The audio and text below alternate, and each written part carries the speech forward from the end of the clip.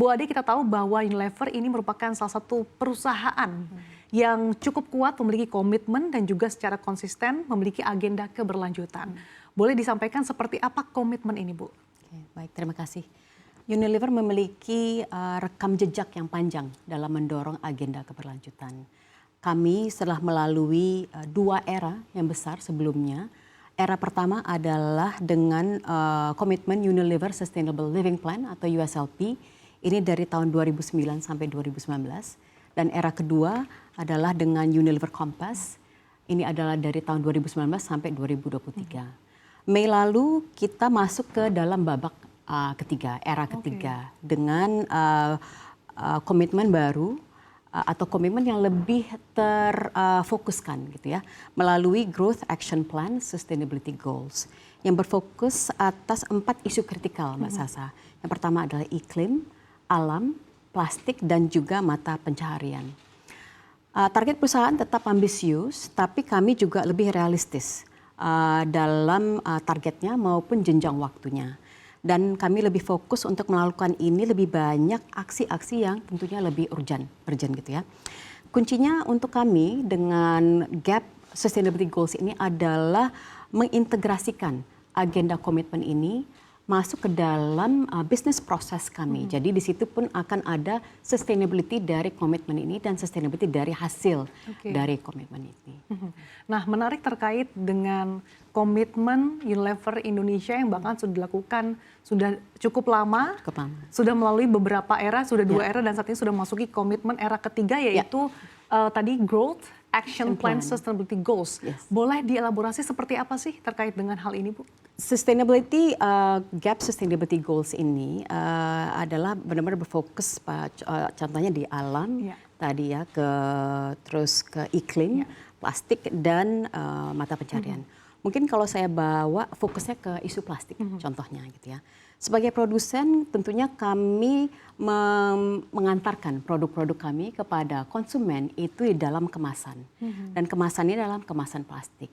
Tapi kami harus membawa produk-produk ini ke konsumen dalam kemasan plastik yang aman atau safe gitu ya.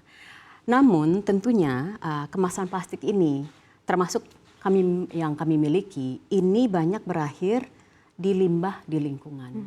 Nah, untuk itu kami terus melakukan inovasi. Pertama dalam sisi mendesain gitu ya, penanganan, pengadaan, dan penggunaannya juga gitu ya. Contohnya kami awalnya, Mbak Sasa, itu kami mendesain kemasan dengan menggunakan less plastik. Jadi plastiknya sendiri sudah berkurang gitu ya. Jadi misalnya Rexona plastiknya itu berkurang gitu. Kemudian inovasi kedua adalah dalam mendesain packaging dengan sudah di insert gitu ya, menginklusi yang namanya better plastik atau recycled resin. Jadi plastik daur ulang itu kami gunakan lagi di dalam kemasan kami.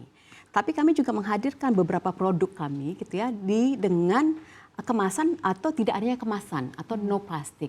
Nah, ini lewat refill program kami. Tapi tentunya kami ini masih tetap belajar gitu ya. Belajar, kami juga masih membutuhkan lebih banyak waktu, inovasi-inovasi yang berani juga ya. Berani tapi juga mengajak konsumen dan mengajak masyarakat gitu.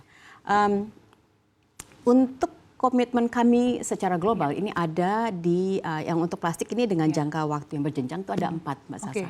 Pertama, kami mengurangi penggunaan plastik baru, which is virgin plastic gitu ya, sebesar 30% pada tahun 2026 dan kemudian meningkat di 40% pada tahun 2028. Komitmen kedua adalah 100% kemasan plastik ini dapat kami gunakan kembali, dapat didaur ulang atau dapat dikomposkan. Nah, target kami di tahun 2030 untuk kemasan kaku atau rigid, which is yang botol-botol, dan komitmen di tahun 2035 untuk kemasan fleksibel atau sachet. Komitmen ketiga adalah menggunakan 25% plastik daur ulang tadi ya, recycled resin di dalam kemasan kami pada tahun 2025. Jadi tinggal tahun depan ini target kami. Dan komitmen keempat adalah mengumpulkan dan memproses lebih banyak plastik daripada yang kami gunakan Ini juga akan jatuh tempo di tahun 2025, tahun depan. Tapi ambisi kami dalam jangka panjang, Mbak Sasa, adalah untuk mengakhiri polusi plastik melalui reduksi, circularity, dan juga tentunya kolaborasi. Oke, jadi memang sudah ada sejumlah langkah-langkah nyata yang dilakukan dan juga tadi sudah tercermin dalam framework secara global yang lebih terfokus dan juga lebih sharp gitu ya Bu ya.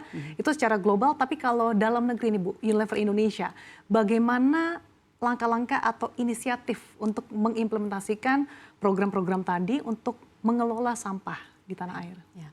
Prioritas kami tadi ya, kita mengurangi penggunaan plastik baru, kemudian juga kita mendorong terjadinya circular economy, dan mengumpulkan dan memproses sampah plastik yang sudah ada di limbah. Gitu ya. Strategi kami berjalan dari hulu ke hilir tadi ya, dari awal desain, udah kami pikirkan tuh gimana caranya kita menginklusikan plastik yang plastik yang tadi hasil daur ulang gitu ya, atau mengurangi plastik. Tapi kami juga menghadirkan solusi-solusi untuk penanganan plastik itu tersebut.